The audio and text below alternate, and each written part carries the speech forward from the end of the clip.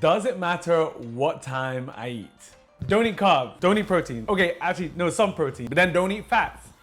Unless they're the type of fats that are good for you. It's like, what? Nah. I've had enough. I need a break from all this confusing and contradictory advice about what to eat. What I want to know is, even if I don't change what I eat, but then I change when I eat, can I improve my health that way? So can just changing my meal times actually make me healthier? Now, this experiment looked at the effect of eating breakfast an hour and a half later than you normally would in the morning, and then eating dinner an hour and a half earlier than you normally would in the evening, meaning that overnight you had an extra 3 more hours of fasting. Previous studies on mice and rats showed that by actually bringing their meal times closer together, it actually helped them lose weight and have lower levels of cholesterol and blood sugars.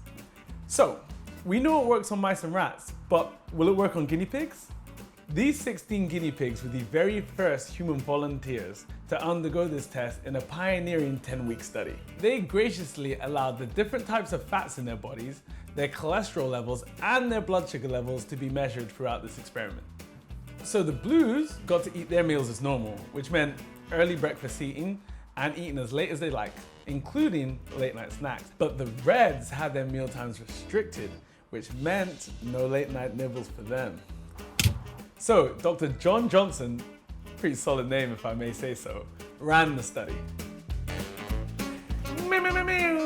Results are in. Well, it's good news for the restricted time feeding group, who ended up looking healthier in some of our measures. Firstly, they had lower percent body fat. Secondly, they had lower fasting blood sugar.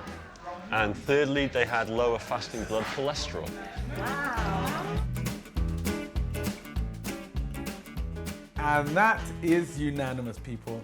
And it's actually very interesting because these are major risk factors for a lot of Western diseases such as heart disease and even diabetes.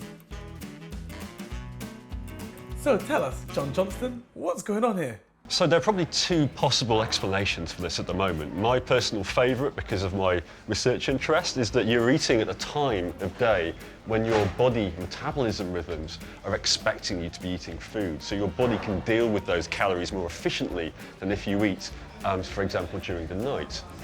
However, these guys have also had a longer fasting duration every day. And it may be that the fasting in itself is having some important effect. At the moment, we just don't know, but I think it's great that we're actually seeing some positive results. Now, although this was just a small study, similar results have been produced elsewhere. And basically, the fact is, when it comes to metabolism and fat burning, your organs tend to do this when they know there's no more food coming to your body. So if you can increase this period of fasting, mostly when we're asleep, you can actually burn more fats. Now guys, so try not to get too bogged down by this and stick to some super hyper rigid regime. Because at the end of the day, there are things that are going to get in the way. So the major thing to take away from this is that maybe eating breakfast slightly later and eating dinner slightly earlier can burn you a couple more fats. But I'm not done yet.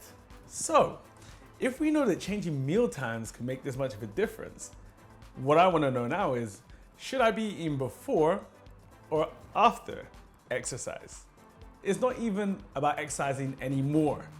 This is about finding out whether or not we could turn our bodies into more efficient fat burning machines. So, brother and sister Josh and Jess were the willing lab rats this time. So what they did was 30 minutes of exercise on an empty stomach. Starving. Ravenous. Dr. Adam Collins then measures how much fat their bodies burn. What we're monitoring here is the fuels that is burning during exercise. So when you're exercising, you are using a combination of glucose, which is a carbohydrate, or fat. So what we're interested in is the impact of exercise after the exercise is finished, because that's when you do most of your fat burning. So most of the effect of that exercise actually happens in the period after the exercise rather than during it. So then, Josh and Jess get their breakfast in liquid form, yummy, to calculate exactly how much their calorific input is. A week later, they basically did the same thing, but this time they ate before exercise. And the results are a little bit weird, because the results were actually different for Josh and Jess. So, Josh actually burned 10% more fat whilst exercising on an empty stomach. But for Jess, it was the reverse. She actually burned more fat exercising on a full stomach. This suggests there's actually a difference between men and women. So to test this on a bigger scale, we went back and teamed up with Adam Collins to get 31 volunteers to undergo a 4-week experiment. Prior to this, I probably had the fitness levels of a pork scratching, but now I feel like a much fitter, much more lively, healthier pork scratching. And amazingly, the results were replicated.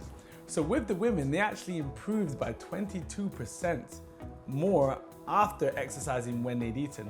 But with the men, they actually improved 8% more by exercising before they'd eaten. So what's going on here?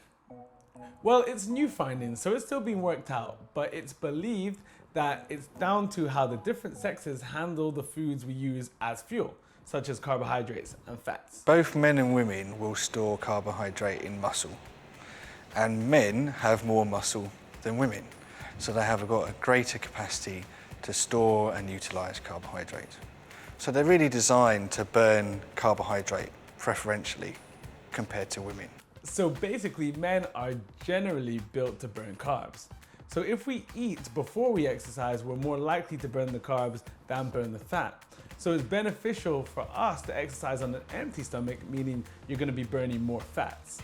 However, for the women, in general, they have more fat than men. So exercising after they've eaten is more beneficial for them for burning fats. So it could really make a big difference when you eat. Equally, it's important to keep a healthy perspective about this. Yes, these are intriguing, very interesting findings, and they can be used as a general rule of thumb. However, when the time is right for a late night snack or late night pizza, you'll know.